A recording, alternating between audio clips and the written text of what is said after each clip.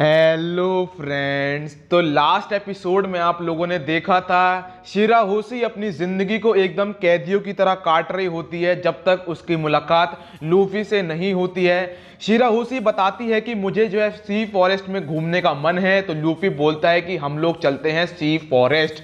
अब वीडियो शुरू करते हैं। एपिसोड की शुरुआत होती है वांडर डेकिन से। वांडर डेकिन शिराहोशी के पीछे निकल जाता है।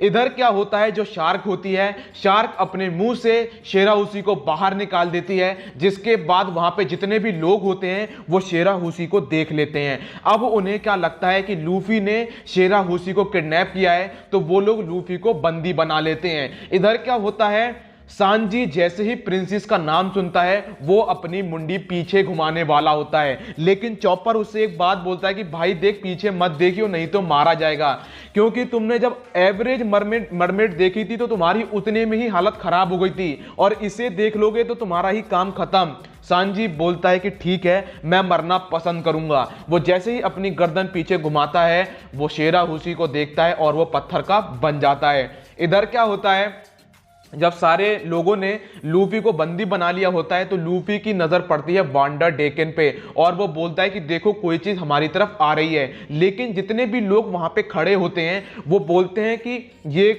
बचने की कोशिश कर रहा है। तभी एक इंसान पीछे मुड़ के देखता है, और वो देखता क्या है कि वांडर डेकन शिराहोशी की तरफ आ रहा होता है।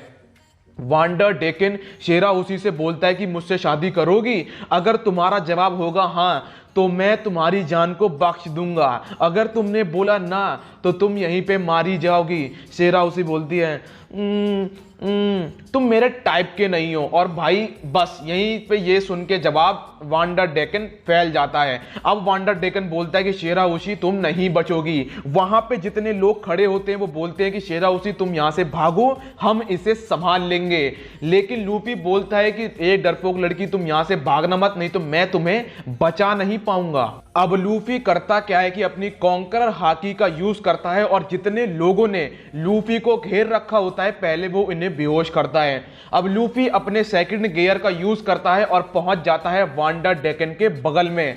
वहां पे जाके वांडर डेकन से वो बोलता है कि ओ तो तुम हो वो जो डरपोक लड़की पे वेपन फेंकता है। यहां पे लूफी यूज करता है Gomu Gomu no jet hammer, और उसके मुंडी में अपने पैर फंसा के एकदम रोलिंग की तरह उसे उठा के पटक देता है। वांडर डेकन का काम खत्म।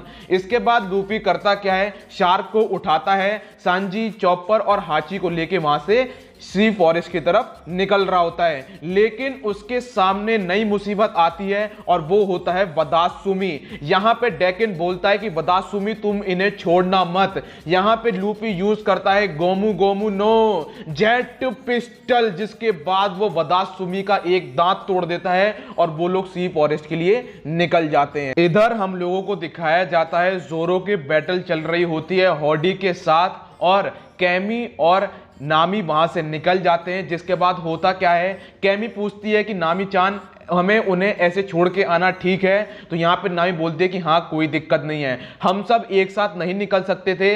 वैसे एक बात बताओ, ये जिम्बे कैसा इंसान है? तो कैमी उसकी तारीफ करती है, जिम्बे अच्छे इंसान है। तो यहाँ पे नामी बोलती है कि मुझे जिम्बे से मिलना है।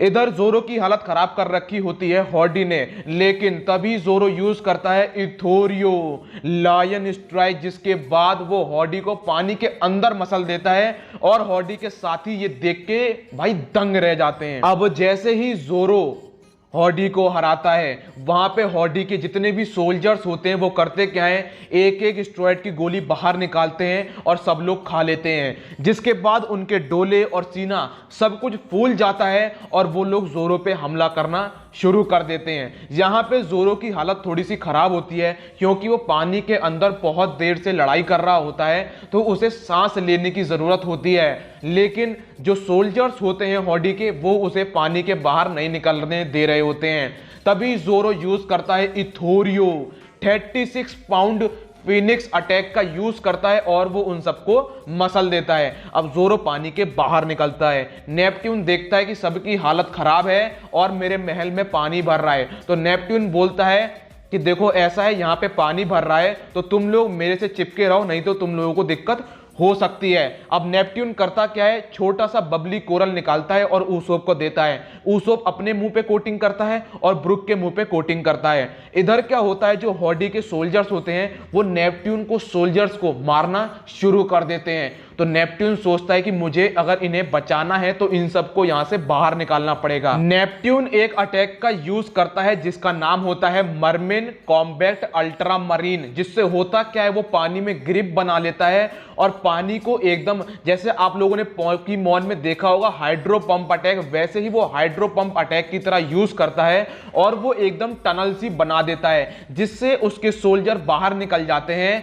और इस अटैक को यूज करने के बाद नेपट्टून की हालत खराब हो जाती है, उम्मीदें टूट जाती हैं सबकी। मिनिस्टर लोग देख रहे होते हैं कि नेपट्टून की हालत खराब है, तभी वहां पे नेपट्टून का वाहन वहां पे आता है और वो उन्हें लेके जा रहा होता है। इधर क्या होता है, जो हॉडी के साथी होते हैं उन्होंने हॉडी को एक एस्टेरॉयड खिला दी होती है, जिसके बाद उसमें बेमिसाल पावर आ जाती है और वो नेपट्टून को पकड़ लेता है। तो जितने भी मिनिस्टर होते हैं वो लोग वापस आने की कोशिश करते हैं, लेकिन नेपट्टून उन्हें मना कर देता है और बोलता है कि जाओ फूका बोशी को ढूंढो या फिर किसी और को ढूंढो और उन्हें बताओ यहाँ पे क्या हो रहा है। अब आगे कहानी चलती है तो हमें दिखाया जाता है कि फूका बोशी के पास फोन आता है और वो बताते हैं कि वाटर हॉल टाउन में अलग ही किस्सा चल रहा है, वहां पे हम लोग परेशानी में हैं। अब लूफी लोग पहुंच जाते हैं सी फॉरेस्ट में, जहां उनकी मुलाकात फ्रैंकी से होती है।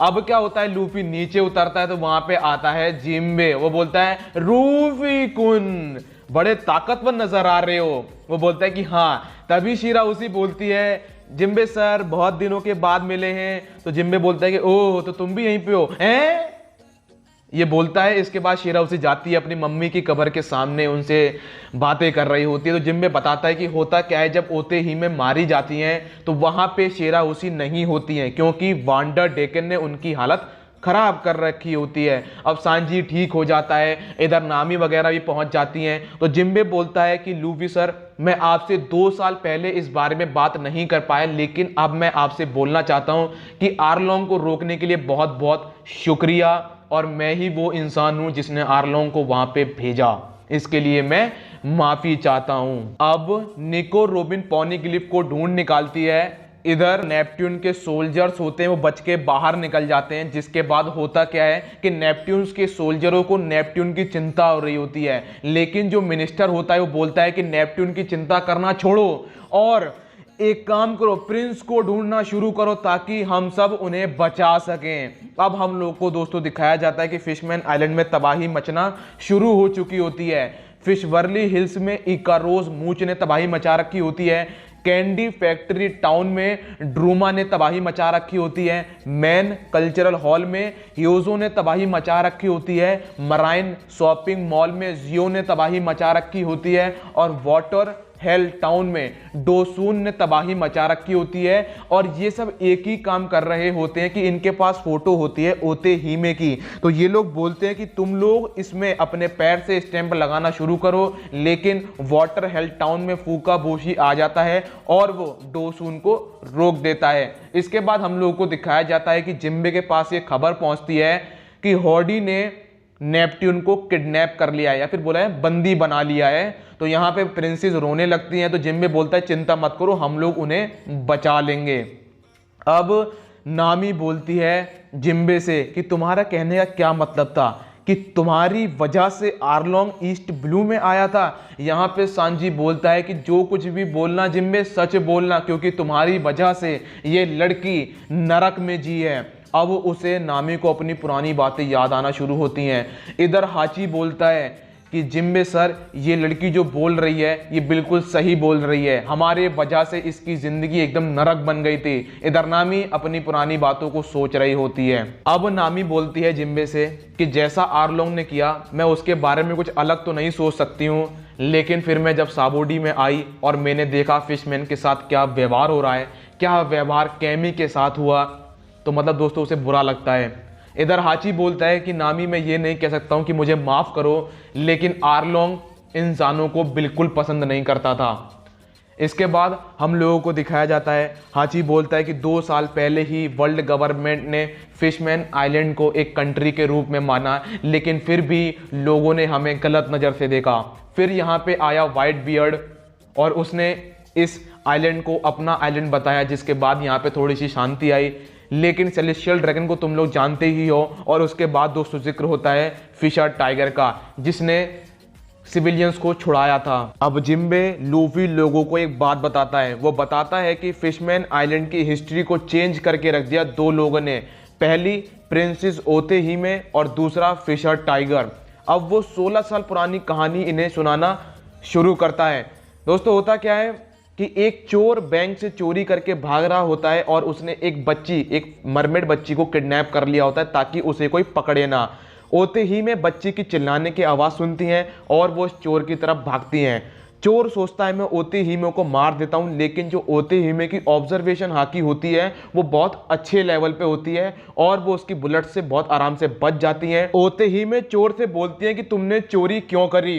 तो यहाँ पे जो चोर होता है वो बोलता है कि तुम्हें क्या पता गरीबी क्या होती है, तुम तो रॉयल फैमिली से हो, पैसा भरपूर है, तुम्हें क्या पता।